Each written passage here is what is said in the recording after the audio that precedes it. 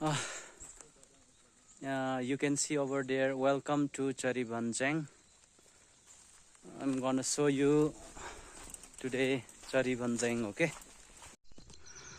अहिले घरि म चाहिँ पाथिभारा टी स्टेट गार्डनमा छु यहाँनिर। अनि यो चाहिँ पाथिभाराको टी गार्डन अरे। अनि यहाँ देख्नु हुँदैछ यो तल चाहिँ टी कम्पनी रहेछ। साह्रै मजाले बनाएको छ। यहाँ हेर्नुहोस् यो बाटो, यहाँ माथि मन्दिर छ, मन्दिर जाने बाटो रहेछ। साह्रो राम्रो गरी बनाएको रहेछ।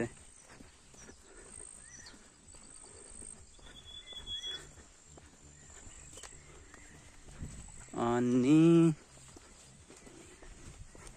वाउ कस्तो छ साथी हो जग्गा। यहाँनिर हेर्नुहोस् यो चाहिँ पाथिभारामा हो। अनि त्यो पारी हुँदी देखिएको चाहिँ ताप्लेजुङ साइड पर्दो रहेछ। ल अब तल झरेर देखाउँदैछु। उतो चाहिँ के परे चरी भन्ज्याङको पुलिस चौकी रहेछ। त्यो माथि डाँडाको चाहिँ त्यो एउटा घर देखिँदै गरेको चाहिँ। अनि यहाँनिर बहुत राम्रो जग्गा छ। तपाईहरु आएर बस्नु सक्नुहुन्छ, रेस्ट गर्न सक्नुहुनेछ। अम्बो टी गार्डन त यहाँ भयो नि त, मेन त देखिँदो रहेछ यहाँबाट चाहिँ मजाले है। अनि उता चाहिँ ताप्लेजुङ जिल्ला पर्दो रहेछ। उतापट्टि चाहिँ यो चाहिँ के पर्यो? चरी भन्ज्याङ है। यो चाहिँ चरी भन्ज्याङ। अलिकति तल गएर बाङाहरूलाई म देखाइदिन्छु। ठ्याक्कै आमाको माउली चिन्ह त ठ्याक्कै निस्क्यो नि। त्यो रातो टिनहरू भएको त्यही उताको रातो या तल्लो बाँसको उँधोपट्टिको कुन चाहिँ हो त्यही कुन साप्लाको वा यता लाराप्पा भनेर भन्दा भन्छ त्यहाँ। हामीहरूको आमाको जग्गा चाहिँ त्यो पारी पर्दो रहेछ। त्यो पल्लो डाँडाको तल हाम्रो देखिन्छ गाउँपालिका सिदिङबा गाउँपालिका। सिदिङबा गाउँपालिका रे यो जग्गामा चाहिँ पर्दो रहेछ। यहाँ अलिअलि घर देखियो, त्यहाँनिर चाहिँ पर्दो रहेछ। यो चाहिँ मेमोरी नै हुने पर्यो बाङा देवासँग। यहाँनिर रेलिङमा झरिँदैछ। चित्रेको सुवेदीको बिहे खाना जाँदैछौँ हामी अहिले चरी भन्ज्याङमा। हजुर ल यो साइला छोराले खिचेको यो जन्म जन्म रहने होस्। हजुर धन्यवाद बाङा। ल अब हामीहरू यो स्टेपलाई चाहिँ स्टेयर चाहिँ सक्नु आँटेको छौँ। माथि चाहिँ मन्दिर छ। तिम्रो एउटा क्लिप यहाँबाट यो म खिच्दिन्छु। हजुर ल बाङाले मलाई फोटो खिचिदिनुहुन्छ अरे नि त। ल हामी यो स्टेयरलाई यो स्टेप खत्तम हुनु आँटेको छ। हामीहरू गेटमा आइपुग्दैछौँ। चरी भन्ज्याङ मेन चाहिँ यही पर्यो है। मेन यो चरी भन्ज्याङको सुरु यहीँबाट परेछ। आज हामीहरू आइपुग्दैछौँ। साह्रो मजाको जग्गा छ है। तपाईँहरूलाई देखाउने छु अगाडि के लेखेको छ भनेर पनि। खोइ त घन्टी चाहिँ हातैले बजाउनु पर्ने हो यो। ओ राम ल वेलकम केही लेखेको रहेन रहेछ लेख्नु चाहिँ, तै पनि यो उतोमा राम्रोसँगले देखाएको छ। त्यो चाहिँ यो चरी भन्ज्याङ मेन पोइन्ट भएछ यो जग्गा चाहिँ। फालेलुङको सिमाना हो यो। अच्छा फालेलुङको सिमाना। फालेलुङ र याङरुप। याङरुप। अच्छा याङरुप। ल फालेलुङ र याङरुपको सिमाना है। अनि म तपाईँहरूलाई देखाउँदैछु यहाँनिर अचम्मको पो देखियो त। यो के हो थाहा भएन। यसलाई के भन्नुपर्ने हो? च्याप्लुङ। लिम्बूको च्याप्लुङ अरे है यो चाहिँ। अब साह्रो मजाले। अच्छा उनीहरूको यो लोगो पनि रहेछ यहाँनिर। केही लेखेको गरेको चाहिँ छैन रहेछ। चिज बनेको है। अलिकति मोटो मोटो हुन्छ पकाउने भाँडाहरू छ। ओ यसै चिज बनिँदो रहेछ नि त दुधको। अप्पो सानो छैन त हौ भाडा त। त्यो केले पकाउँछ?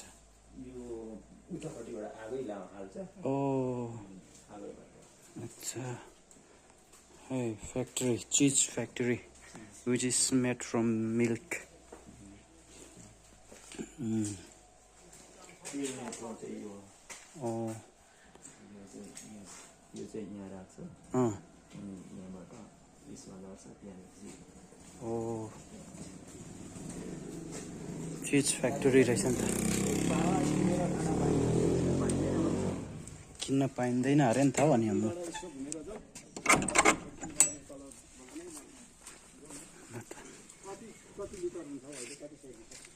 अहिले 360 70 कहिले 400 त्यस्तो छ। आम्बो 300 to 400 liters per day they make cheese here. Wow. So good, so good. See there, garden, so beautiful. Wow. So we are going this way. Actually, we are on the way to marriage party.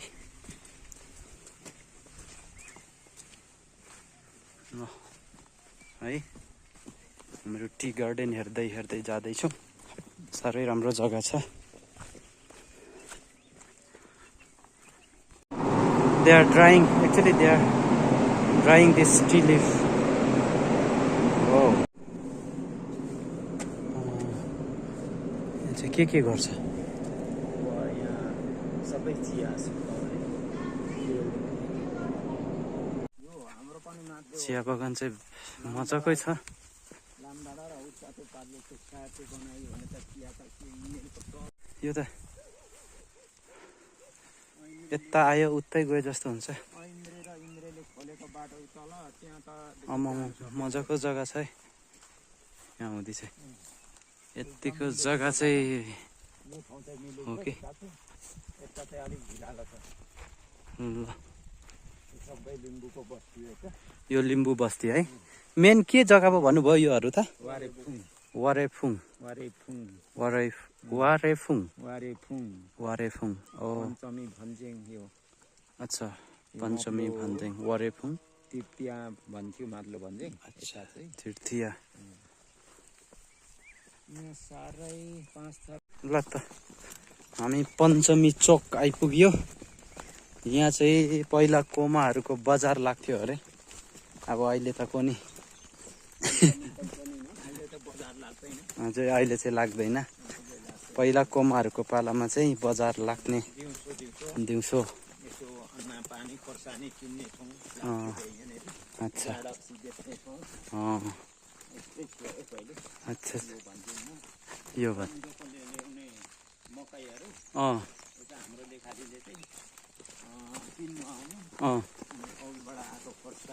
खोर्सानी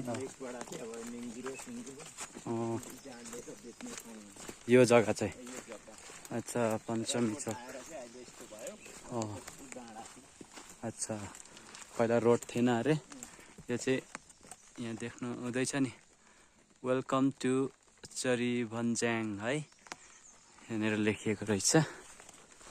यहाँनिर मजाले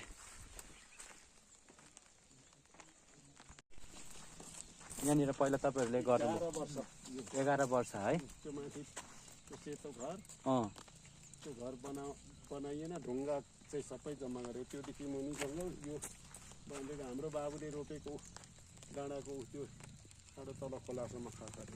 ओ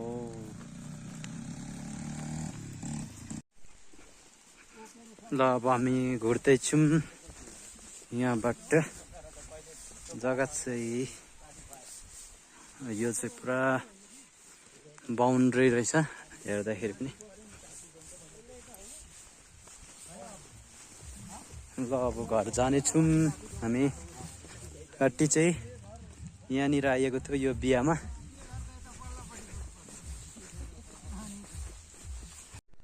ल हामी उता साइडबाट आएको थियौँ चरी भन्ज्याङ साइडबाट अनि त्यो माथिको घरमा चाहिँ बिहा थियो आज त्यहाँनिर चाहिँ अनि यताबाट नसी उदो खोला झरेर यहाँ आइपुगिराखेको छौँ अब फेरि घर जाँदैछौँ उकालोमा ल है अब पुरा डाँडामा आइपुग्यो यताको गैरी पसेर अब यतापट्टि लाग्यो आफ्नो गाउँपट्टिको यता चाहिँ एक दिन जरिङ्गेतिर लाग्यो नि है देख्दैछ होला नि त्यो माथिको डाँडा चाहिँ लास्ट डाँडा चाहिँ इन्डियाको बोर्डर अरे त्यो कुहिरोको उतापट्टिको चाहिँ है त्यहाँको चाहिँ पर्यो आम्मम लु यता हेऱ्यो उस्तै साह्रै रमाइलो डाँडा रहेछ नि त हौ आम्मम देवाको घर आइपुगिँदैछ है अब यहाँनिर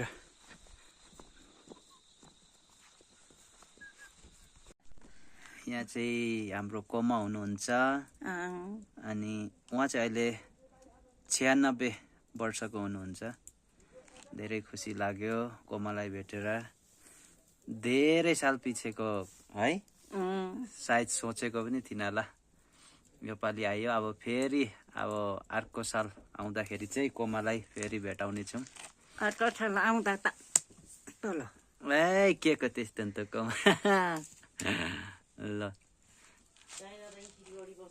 म यी सिलगढी छु म त नजिकै छु नि त केही समय पायो भने आइहाल्छु नि त्यत्रो टाढो छुइनँ बाबै